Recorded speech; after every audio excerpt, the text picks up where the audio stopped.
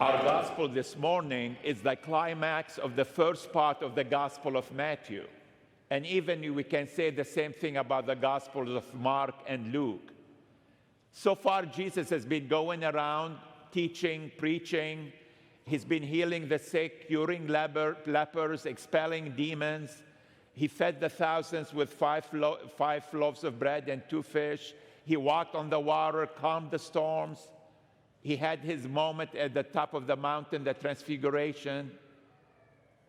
And now it all leads to this question that Jesus asked his disciples and asked each one of us today.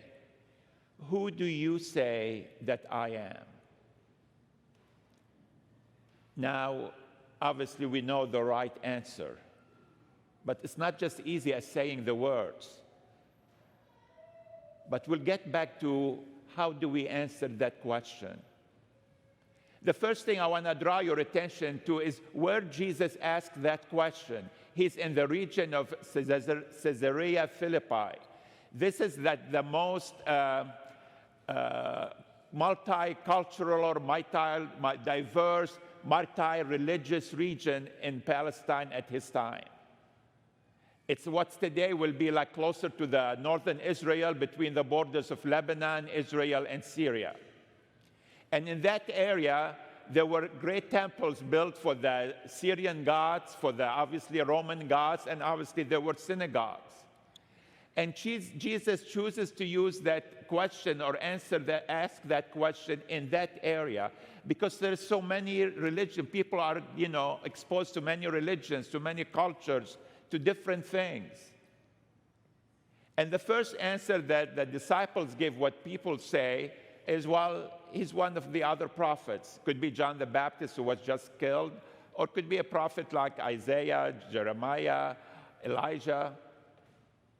But for a disciple of Jesus Christ, that's not the right answer. Jesus is not one of many prophets or healers or wise people or rabbis. Jesus is what Peter says, you are the Christ, the Son of the living God.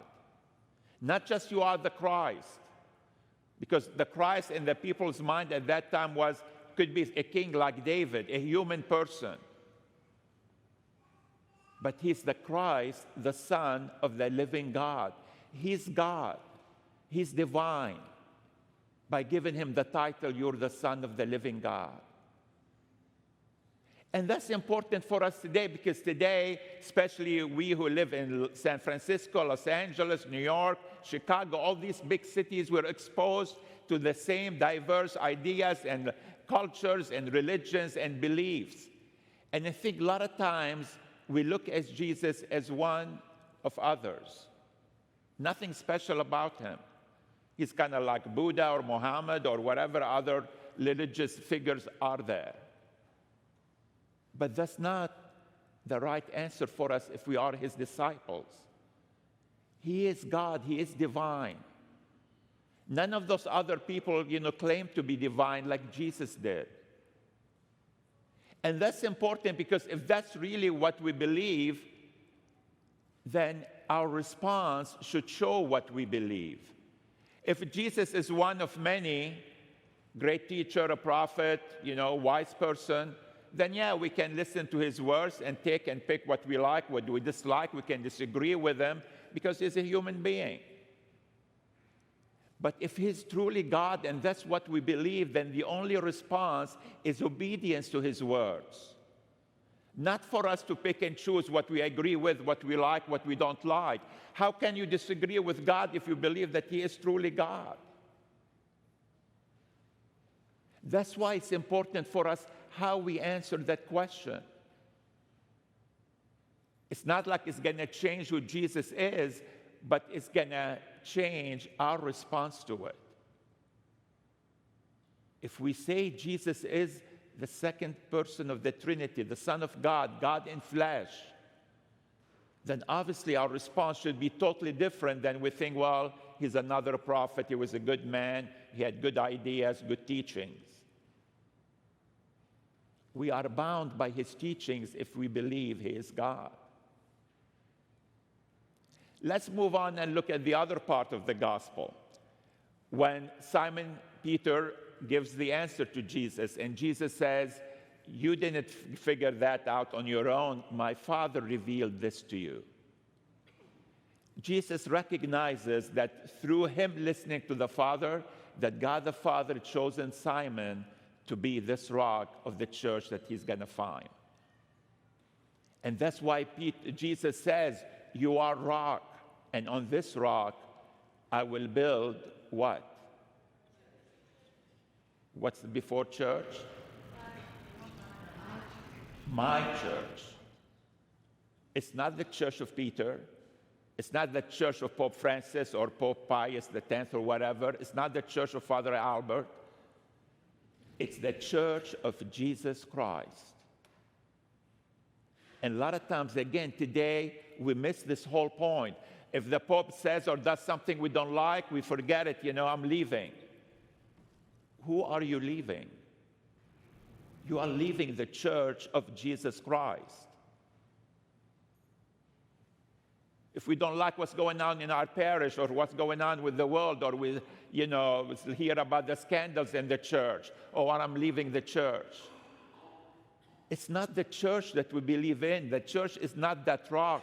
It's the faith that Jesus is the Son of the living God, and that's what we believe. How can we leave his church? Not because people, whether the popes or bishops or priests or whoever, lay people are perfect. I mean, look at Peter. Last Sunday, he said, "Jesus, let me walk on water." And Jesus let him walk on water. And then what happens? He gets afraid and he starts to sink. And Jesus says, "You of little faith." And that's Peter, the rock, Rocky. Next Sunday, you're going to hear Jesus tell Peter, "Get behind me, Satan." Peter was not that perfect person, the person, with great faith. And he even denied Jesus at the end. And that's great news for us because we're more like Peter. We're not the perfect disciples. We can relate and understand Peter, and yet Jesus is telling us, you are part of that rock. That's why I came. So when you fail, I can lift you up and forgive you your sins and give you the courage to continue your journey. Peter didn't want to go to Jerusalem when Jesus started to tell him about him going to Jerusalem. But yet he continued to follow Jesus. He didn't understand, why would Jesus want to do this? Why would he die? Why would he throw himself to the, in the arms of the Sanhedrin, the leaders of the people? But he obeyed and followed him. That's what Jesus expects from us as his disciples. Like St. Paul tells us, we cannot understand the mind of God or know what God's plans are. But we have to trust God, that he knows what's best for us, that he loves us so much, that he only wants what's best for us. So we should obey him and follow him. The church of Jesus Christ is built on that confession of faith in the person of Peter. It's not just the person of Peter. It's not just that Jesus, you're the Son of the living God. It's Peter accepting that meaning of those words means and struggling to live them up as he continues to follow Jesus. And that's why the church, our belief of the primacy of the successors of the bishops of Rome, Peter, where it comes from those words, from that exchange between Jesus and Peter. He says, "Blessed are you, Simon." Jesus did not bless any other person in the gospel. Not even the beloved disciple whom Jesus loved. He didn't tell him, "Blessed are you." He says it for Peter. And yes, Peter is one of the apostles, but Jesus, differentiated him with a special responsibility. You are the rock. What the words you spoke are the foundation of my church. That's what my church is built upon, that it is the church of Jesus Christ, the Son of God. And nothing will prevail over it, not even death. Because Jesus died, but he rose triumphant, conquering death. That's the church that we're invited to be a part of. We hear today, oh, look, people leaving the church. Well, the Church of Jesus Christ, it wasn't built on popularity and how many people are going to be in it. Or, look, the scandals in the church. Well, look at the Peter, first Pope. What more scandal can you give than abandoning Jesus in the moment of need? It is the Church of Jesus Christ. No matter what happens, we're all human beings. We all fail. But Jesus is not. He's the Son of the living God. And then he tells them, do not tell anyone. Because again, just like us, they say the words, but their understanding is, well, Jesus the Christ, the Son of the living God, he's going to drive the Romans and build this great nation of Israel, gather all the people, and they should rule the world.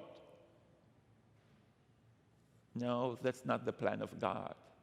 The plan of God was for Jesus to go to Jerusalem and die on the cross to show us how much God loves us and to give us an opportunity for our sins to be forgiven. That's why he tells them, don't tell anyone. But let's go back to, why do you believe that Jesus is the Son of the living God? Why do you believe that Jesus is God in human flesh?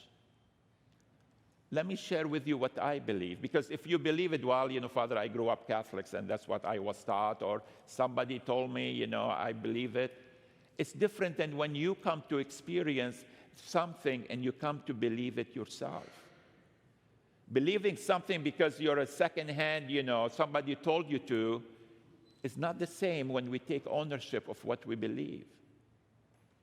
I believe that Jesus is God because as I came back to the church and started to read the Gospels, the vision that Jesus presents to us makes sense to me. I want to live in a world where there is peace, where it's ruled by love, where there's compassion, kindness, forgiveness, generosity, service, commitment, sacrifice. I don't want to live in the world where we're going today, where there's anger and division and violence and crime and wars. I mean, why would you want to choose this? Jesus offers me a much better vision of a world that he invites me to be part of and to bring about.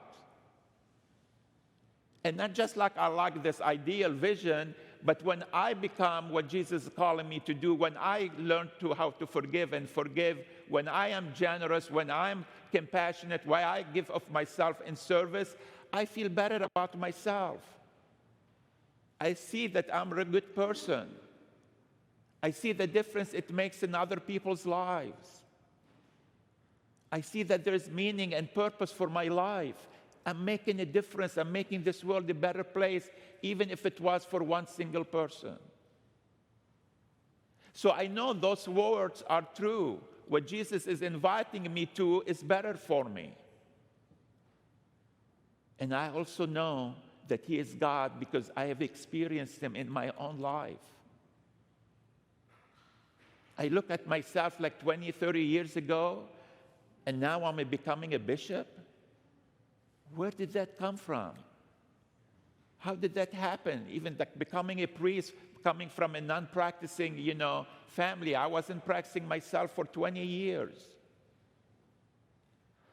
That God can make a difference in my life. He did make a difference in my life if we let him, if we trust in him. Yeah, it took many years. But again, I know God has a reason. So he's alive in my own life. I hear his voice. He directs me. He gives me the courage to say yes to things I wouldn't have ever done by myself. And he's always there for me. And when times are tough, like Peter, he helps me to ride that storm as long as I keep my eyes focused on him. That's why I believe he is the Son of the living God. Why do you believe?